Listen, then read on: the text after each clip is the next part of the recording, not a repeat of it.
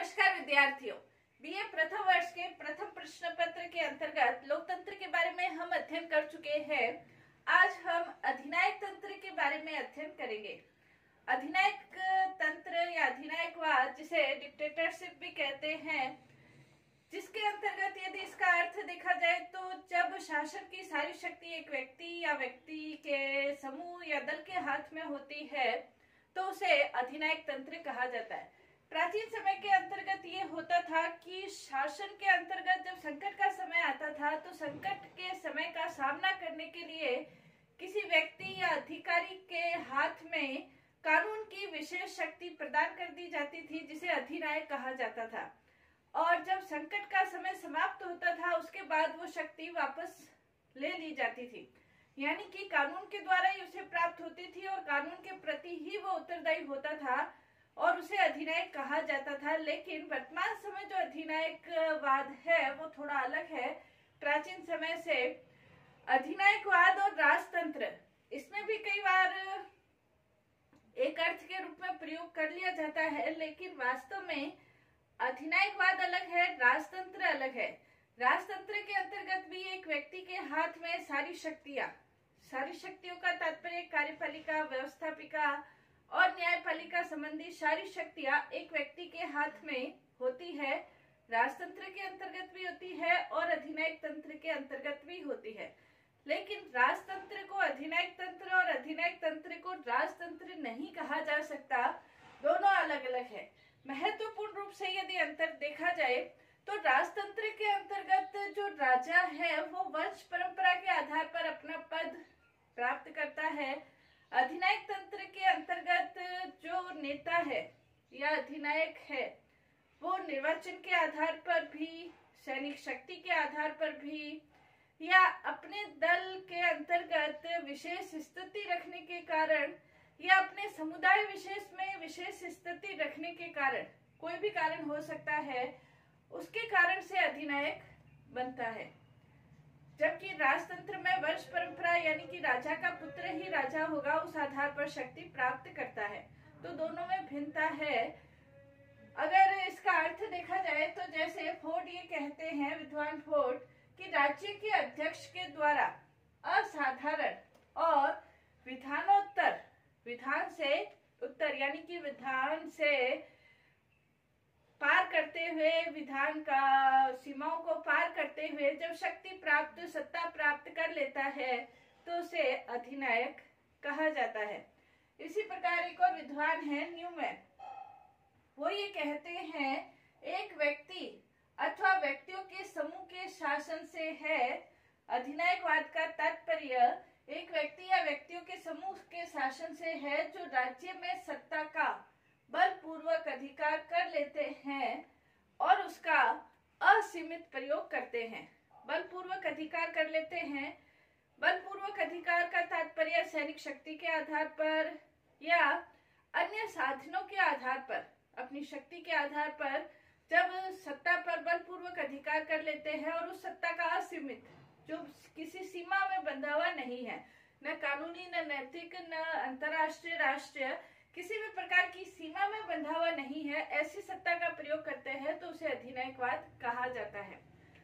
यदि देखा जाए तो जो अधिनायकवाद की, आधुनिक अधिनायकवाद का जो तात्पर्य है या आधुनिक अधिनायकवाद का जो अर्थ है, क्यों उदय हुआ, उसका उत्कर्ष के क्या कारण थे, तो इसका यदि थोड़ा सा इतिहास देखें तो प्रथम विश्व युद्ध जो लड़ा गया था, वो प्रथम विश्व युद्ध लोकतंत्र के आदर्शों को स्थापित करने के लिए लड़ा गया था। जैसे अमेरिका के राष्ट्रपति उस समय विल्सन थे और इंग्लैंड के जो प्रधानमंत्री थे जॉर्ज, उन्होंने ये कहा था कि हम ये युद्ध लोकतंत्र की रक्षा और आत्मनिर्णय के लिए लड़ रहे हैं। हालांकि उस समय इंग्लैंड का भी अनेक देशों के ऊपर अधिकार था, लेकिन फिर भी उनके प्रधानमंत्री ने ऐसी घोषणा की थी। लेकिन जब प्रथम विश्व युद्ध समाप्त हुआ तो ये देखा गया कि लोकतंत्र के जो सिद्धांत थे उनकी खुल्लम खुल्ला धज्जियां उड़ाई गई। कुछ ऐसे देश जैसे जर्मनी है, इटली है, पोलैंड है, स्पेन है, इनके ऊपर जबरदस्ती ऐसी संधियां लाद दी गई जो कि लोकतंत्र के बिल्कुल विपरीत थी। इसी के कारण जैसे इटली के अंतर्गत मुसोलिनी, जर्मनी के अंतर्गत हिटलर, इन जैसे अधिनायकों के उदय का ये कारण बना। इसके अलावा प्रथम विश्व युद्ध के बाद जैसे राष्ट्र संघ की स्थापना हुई, राष्ट्र संघ राज्यों के जो विवाद की स्थिति थी उनको सुलझाने में बिल्कुल नाकामयाब रहा, असफल रहा।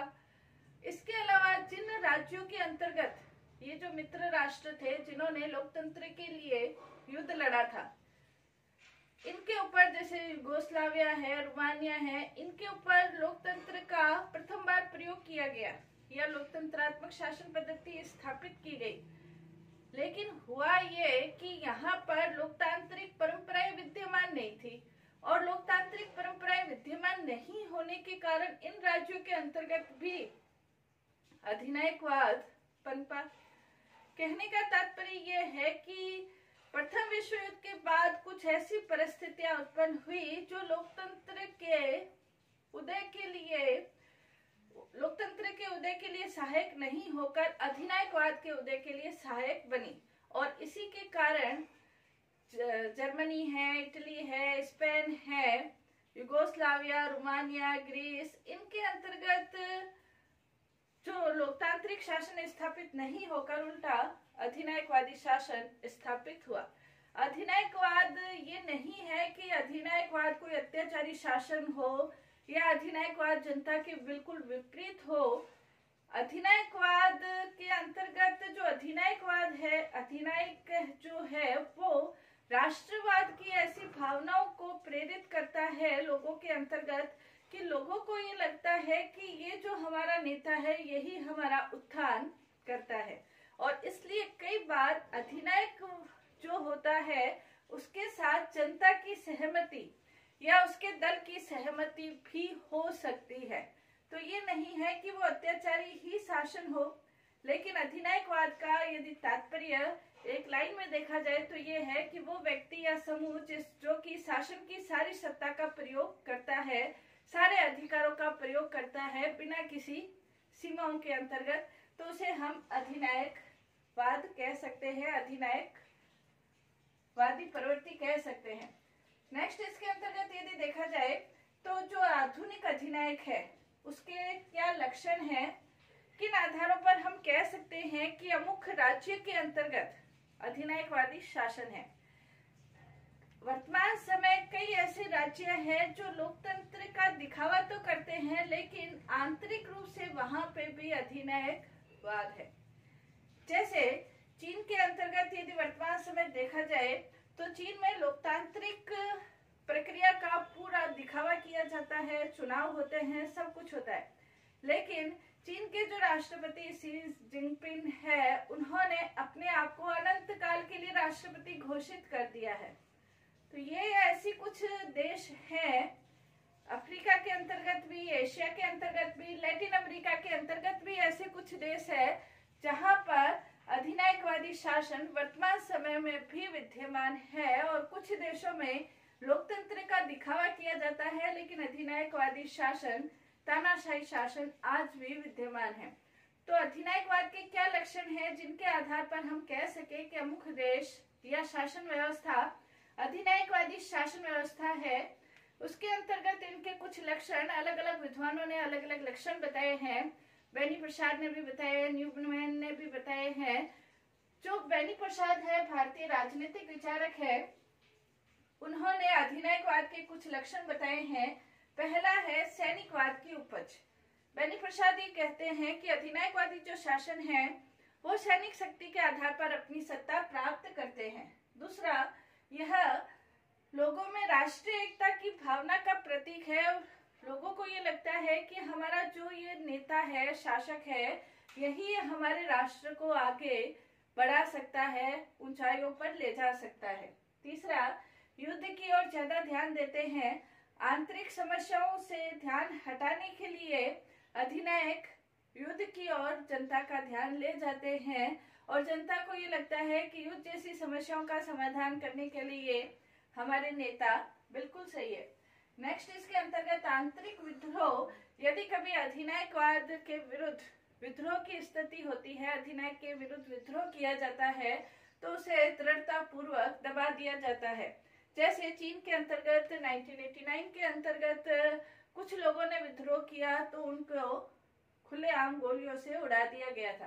कहने का तात्पर्य आंतरिक विद्रोह को दृढ़ता पूर्वक दबा दिया जाता है।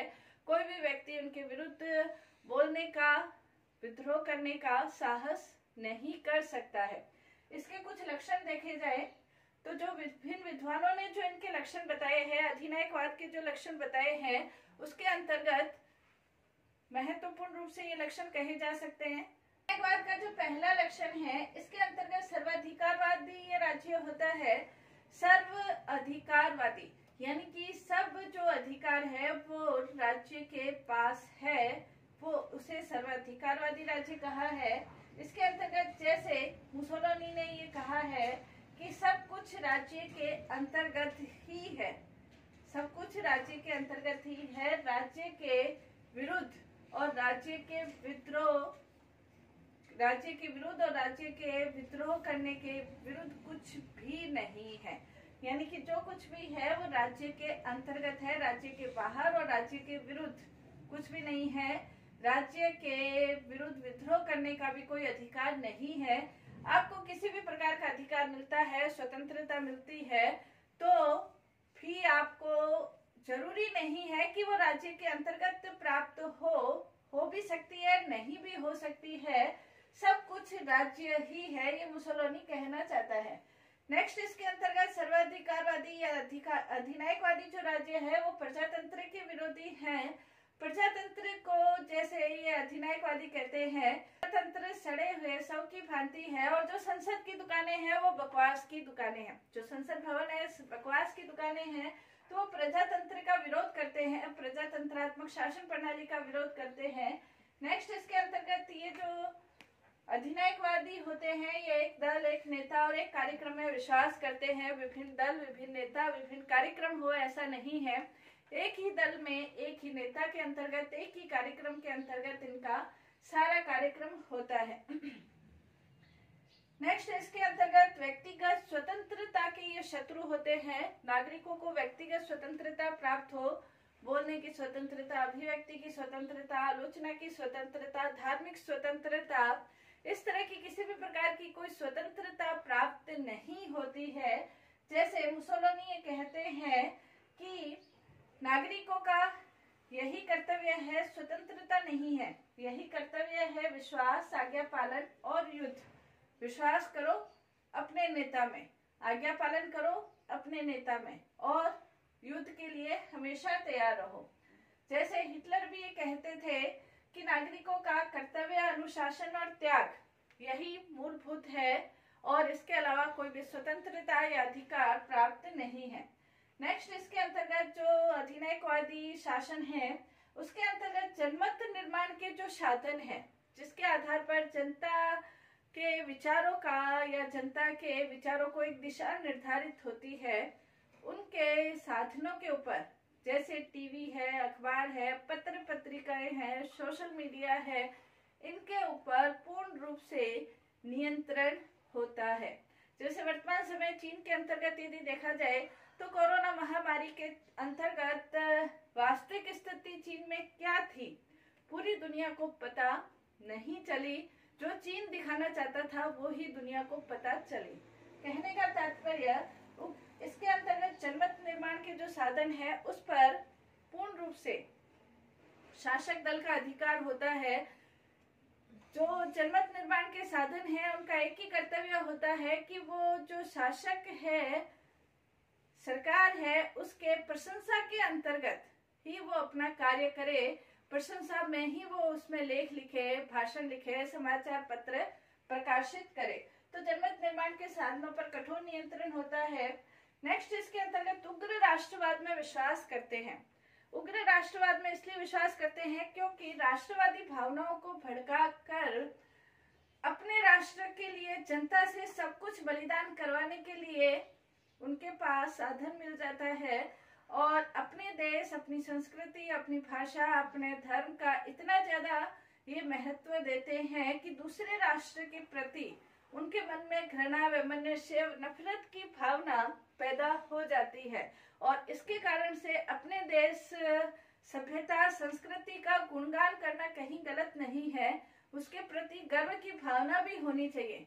लेकिन उग्र राष्ट्रवाद अपने देश के प्रति गर्व होते हुए दूसरे देश के प्रति वैमनस्य और नफरत की भावनाओं को उभार कर उस देश को, दूसरे देशों को तहस नहस कर देने की प्रवृत्ति इनके अंतर्गत विद्यमान होती है। नेक्स्ट, इसके अंतर्गत युद्ध और औपनिवेशिक विस्तार करने में ये विश्वास करते हैं। जैसे हिटलर ये कहते थे कि पुरुष के जीवन में युद्ध का वही महत्व है जो स्त्रियों के जीवन में मातृत्व का महत्व है। वो ये चाहते थे कि पुरुष अपने जीवन में कभी न कभी युद्ध से वो अवश्य युद्ध करे, अपने देश के लिए, राष्ट्र, संस्कृति, समाज के लिए अवश्य युद्ध करे। अगर कोई व्यक्ति युद्ध नहीं करता है तो उसके जीवन का कोई महत्व नहीं है। इसी प्रकार जो मुसोलिनी है वो भी ये कहते थे कि इटली का या तो विस्तार होगा या अंत होगा। यानी कि ये जो अधिनायकवादी है ये अपने राष्ट्र के विस्तारवादी प्रवृत्ति में विश्वास करते हैं और उनको ये लगता है कि हमें अपने राष्ट्र का ज्यादा से ज्यादा विस्तार करना चाहिए और राष्ट्र के विस्तार के लिए युद्ध और दूसरे देशों को अपने देश के अंतर्गत शामिल करना, ये उनकी नीतियों में, योजनाओं में शामिल होता है। तो सर्वाधिकारवादी निष्कर्ष रूप में ये कह सकते हैं कि अपने आंतरिक प्रशासन के अंतर्गत सभी शक्तियों का प्रयोग करते हैं और अंतर्राष्ट्रीय राजनीति के अंतर्गत युद्ध को महत्व देते हैं। जो परिस्थितियां हैं उन परिस्थितियों के अनुसार अधिनायकवाद का उदय होता है। कई बार आर्थिक परिस्थितियां भी ऐसी विपरीत होती है कि आर्थिक परिस्थितियों को सही करने के लिए, आर्थिक उन्नति के लिए भी अधिनायकवाद का उदय हो जाता है। तो ये प्रमुख अधिनायकवाद के हमने लक्षण पढ़े। धन्यवाद।